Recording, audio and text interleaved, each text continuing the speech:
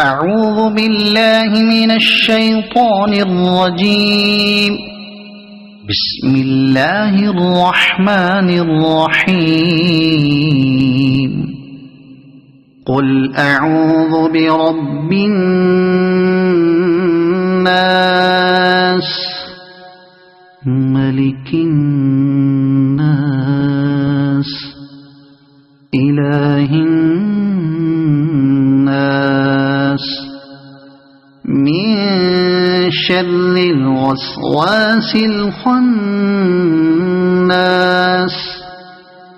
الذي يوسوس في صدور الناس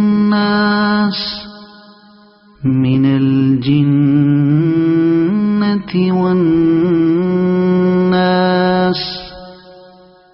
صدق الله العظيم.